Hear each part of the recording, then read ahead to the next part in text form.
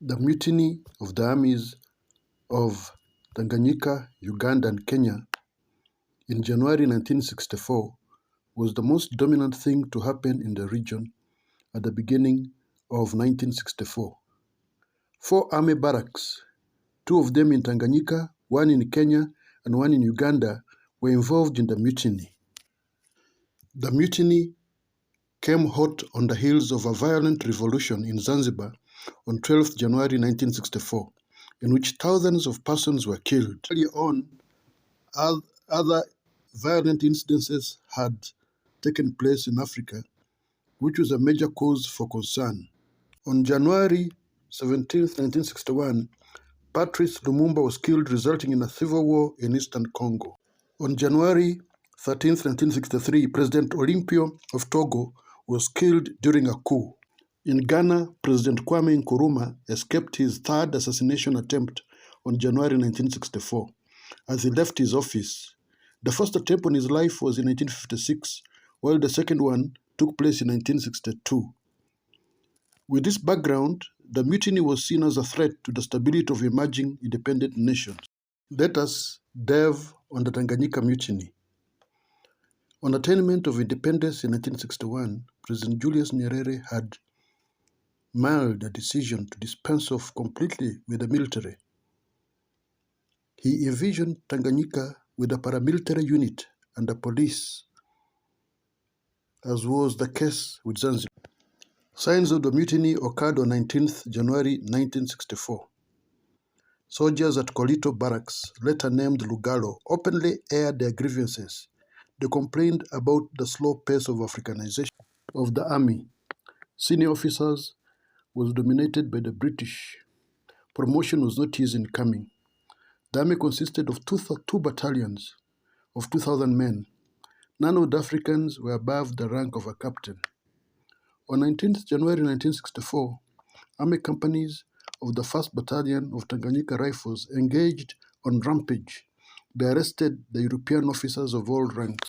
This was followed by the mutiny of the 2nd Battalion, which was stationed in Tabora, and a company at Nachingwea. The units drove to State House to deliver their demand to the President for removal of European officers. President Julius Nyerere was moved to a safe passage by the head of the intelligence, Mr. Emilio Mzena. A former bodyguard of the president stated that he was accommodated by a Mzee called Sultan.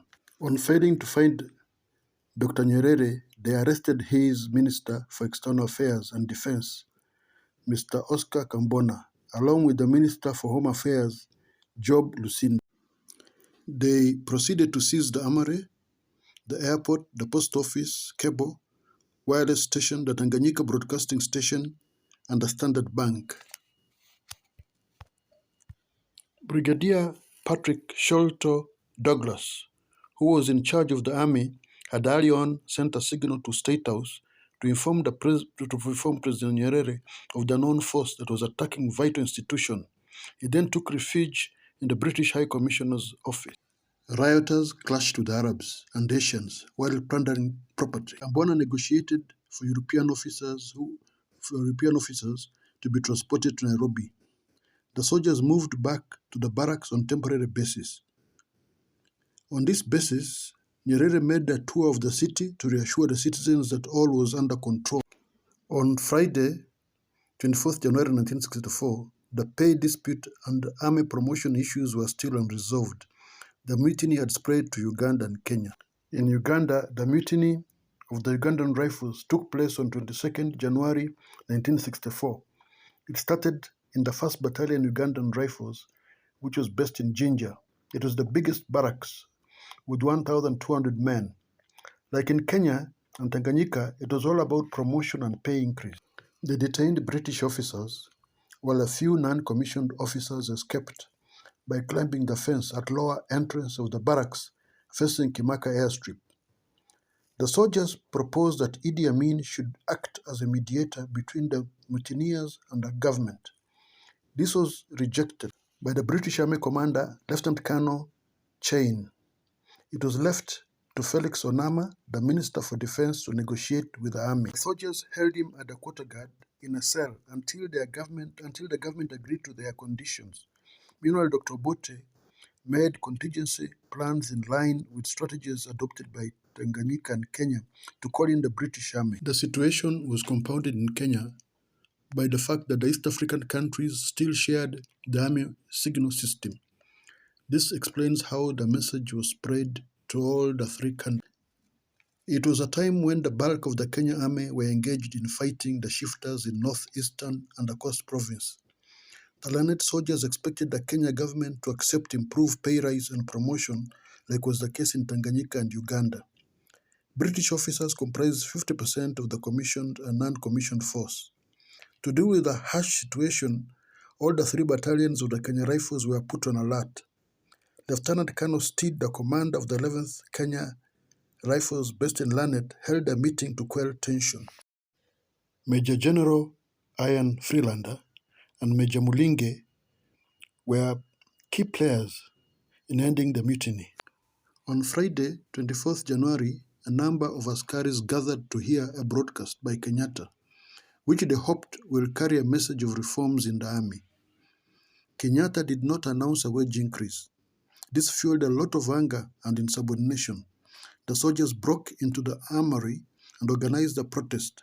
Kenyatta took a hard stance and refused to negotiate with the rebellious soldiers. What followed was a common stance taken by President Julius Nyerere and Dr. Milton Obote on calling British soldiers.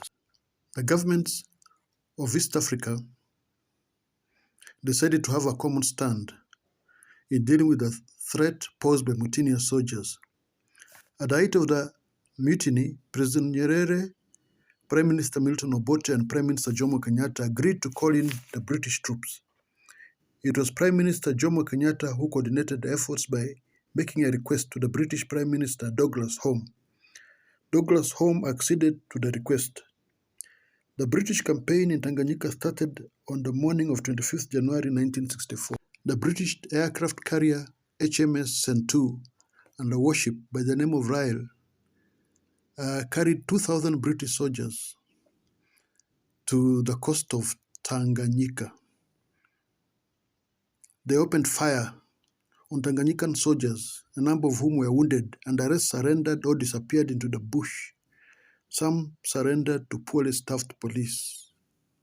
It must be considered that 300 policemen had been deployed to work in Zanzibar. A request had been made by the Zanzibari government in order to assist in containing the violence that came about as a result of the revolution. Next few days, British Marines numbering 600 had crushed the rebellion in Tabora and Nachingwea. After putting down the mutiny, the entire battalion of Tanganyika Rifles was disbanded. The suspects, led by Sergeant Hingo Ilogi, were court-martialed and imprisoned. A battalion of Nigerian soldiers arrived in Tanganyika to train the new army. In Uganda, the British sent in the 1st Battalion Staffordshire Regiment and the 2nd Battalion Scots Regiment. They secured the State House at Entebbe and the airport as well. The 1st Battalion Uganda Rifles was secured by a force which landed at Kemake Airstrip. They accessed the barracks through the quarter guard, where they seized the armory. They climbed the fence at the lower gate opposite the Kemake Airstrip in order to access the barracks. All the 9 companies and the School of Infantry had been secured. The ringleaders were court-martialed. However, some of the dismissed officers were reinstated in the army. This was later to be a factor in army discipline. The government doubled the salaries of officers from the rank of private to staff sergeant. Army strength was doubled to 3,000 men. Senior officers increased from 18 to 35. The effect was rapid promotion in the army. Shaban Opolot became commander of the army, while Idi Amin became chief of staff. Major Hussein assumed command of the 2nd Battalion Moroto Rifles. In Kenya, President Jomo Kenyatta had assumed a hard stance.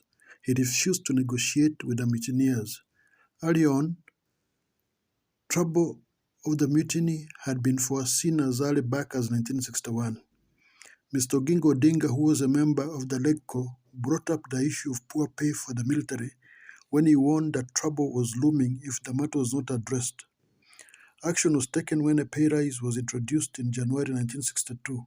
However, this was not enough to quell the grievances. When the askaris of Lanet broke into the armory and organized the protest, immediate action was taken. The 3rd Battalion Royal Horse Artillery separated the troops on 25th January 1964. 20 askaris stuck to their guns and attempted to escape, but were arrested. 99 officers were court-martialed and eventually dismissed from the army after serving sentences ranging from 5 to 14 years. 340 officers were allowed to rejoin the newly formed 1st Kenyan Rifles based in Nanyuki after the 11th Kenya Rifles in Lanet was disbanded. Brigadier A.J. Hadi was made the new army commander, while Joy Ndolo was made his deputy.